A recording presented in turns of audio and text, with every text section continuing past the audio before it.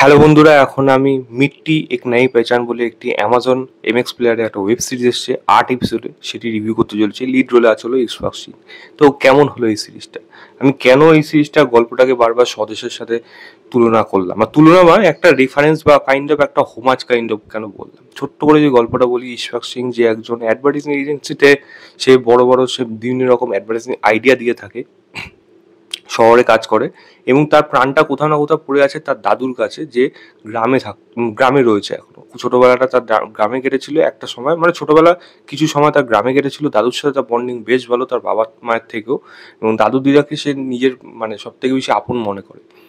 কিন্তু দাদুর কোনো একটা প্রয়োজনে যখন নাতির কাছে ফোন করছে, কিন্তু নাতিকে পাচ্ছে না কাজের ব্যস্ততায়, একটা সময় তার কাছে খবর যাচ্ছে তার দাদু হলো মারা যাচ্ছে। সে গ্রামের বাড়িতে আসছে, এসে দাদুর যে স্বপ্নগুলো ছিল এবং দাদুর উপর বিভিন্ন রকম অ্যালিগেশন ওখানকার কয়েকজন আনছে, সেগুলো কি সত্যি, এবং সেগুলোকে দাদুর এত ভালো পরিচয়, সেটাকে কিভাবে সে বজায় রাখবে, এবং দাদুর স্বপ্নকে কিভাবে সে নিজের স্বপ্নের মতো বানিয়ে নতুন করে পরিচয় করাবে এবং সেগুলোকে বাস্তবায়িত করবে, এই নিয়ে গল্প রয়েছে। এবং এই কাজটার মধ্যে দিয়ে মডার্ন ফার্মিং নিয়ে বেসিক্যালি একটা আপনাকে আইডিয়া দেওয়া হয়েছে, বা তার ব্যাপারে আপনার একটা নলেজ দেওয়া হয়েছে।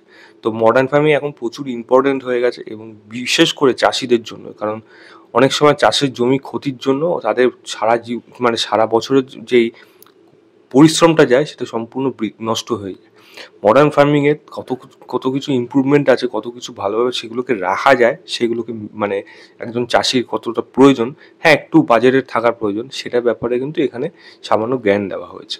তো এর থেকে বেশি জানতে হলে আপনাকে অ্যামাজন এমএক্সে গিয়ে এই কাজটা আপনাকে ফ্রিতেই দেখে নিতে হবে। তো যদি জিজ্ঞেস করেন কেমন হয়েছে, আমি বলবো এটা একবার দেখুন, আপনার কিন্তু ভালো লাগবে। আমি বলবো না স্বদেশ লেভেলে ওরকম হার্ট টাচিং হয়ে যাবে, ডেফিনেটলি কিছু জিনিস আছে যেগুলো ভালো লাগবে, তবে কিছু কিছু জিনিস আছে যেগুলো একটু আরও ইমপ্রুভমেন্ট হওয়ার প্রয়োজন ছিল। ভালো জিনিস কি, এর আইডিয়াটা ডেফিনেটলি ভালো, সেটা আমি অবশ্যই বলবো।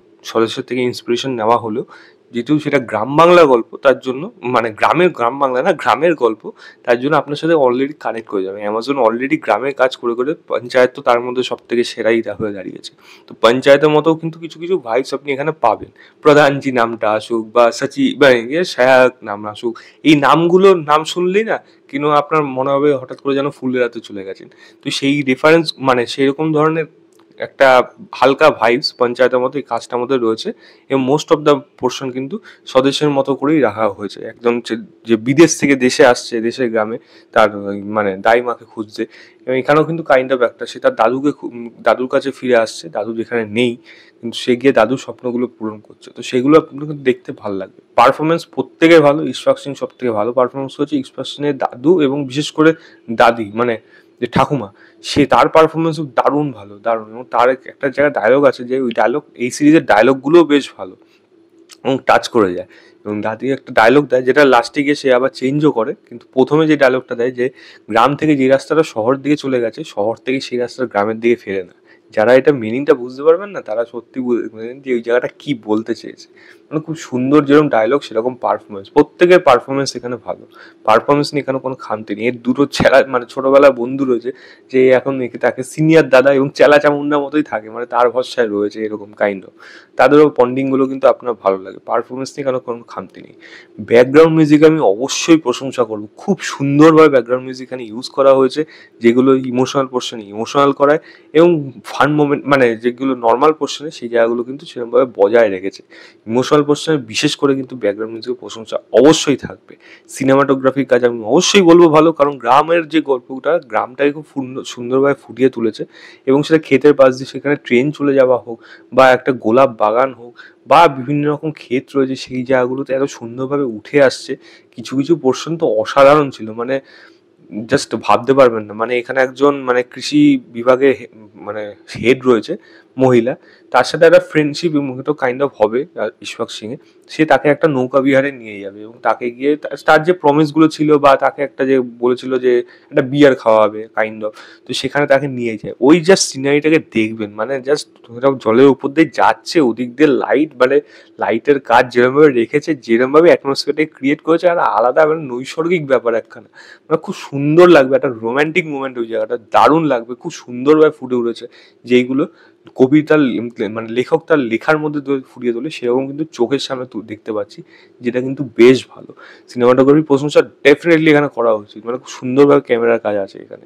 এবং এর মধ্যে দিয়ে যে বক্তব্যটা দিতে চেয়েছে, দেখুন ইমোশনাল পোর্শন যেগুলো আছে পার্টস অ্যান্ড পিসেসে কিছু জায়গায় বেশ ভালো, যেটা শুরুর দিকে খুব ভালো ছিল, মাঝখানে একটু ধীরিয়ে ছিল, কিন্তু পার্টস অ্যান্ড পিসেসে ইমোশনাল পোর্শনগুলো ঠিক আছে। কিন্তু আমি যেটা বলবো যে বক্তব্যটা, যে এই যে মডার্ন ফার্মিং এর গুরুত্বটা কি সেই ব্যাপারে যে নলেজ দেওয়া, সেগুলো কিন্তু বেশ ভালোভাবে এখানে করতে সক্ষম হয়েছে।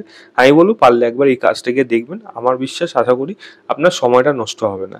8 ঘন্টার মতো করে এপিসোড, প্রায় 8টা, তো প্রায় 4 ঘন্টা মতো তো সময় লাগবে, দেখে নিতে পারেন। আর যদি খারাপ জিনিস বলেন এই কাজটা, আমি বলবো সিরিজটা মাঝখানে গিয়ে একটু যেন ড্র্যাগ হয়, বা কোথাও যেন একটু কোথাও সেই সেই যে প্রথম দিকে যে মজাটা পাচ্ছিলাম সেটা একটু মাঝখানে গিয়ে একটু হারিয়ে যায়। এবং এই যে দাদু নাতির যে সম্পর্কটা প্রথম দিকে খুব সুন্দরভাবে কিন্তু এস্টাবলিশ হয়েছিল, কিন্তু মাঝখানে গিয়ে কিছু জায়গায় এমন রয়েছে যেটা দাদুর জন্য তার যে এত কিছু যে করছে সেটা ফিল করে বোঝানোর জন্য আরো কিছু মোমেন্টের প্রয়োজন ছিল এই দাদু এবং নাতির ছোটবেলায়, এবং বা ছোটবেলায় প্রমিস করা কোনো কথা দাদু যেটা বলেছিল যে এরকম বড় হয়ে এরকম তুমি করতে পারো, বা আমি থাকবো তোমার কাছে, এরকম কাইন্ড অফ একটা যদি কোনো কিছু মোমেন্ট রাখা যেতে পারতো আরো, তাহলে আরো বেশি ভালো বন্ডিংটা বোঝা যেতে পারতো, যেটা আমার মনে হয় এই কাজটা একটু হলেও সেই জায়গায় দিয়ে মিস করেছে। আদারওয়াইজ কিন্তু এই কাজটাকে আমি কোনোভাবে খারাপ কাজ বলবো না, আমি এটাকে 3.5 দেবো, আউট অফ 5 বলবো।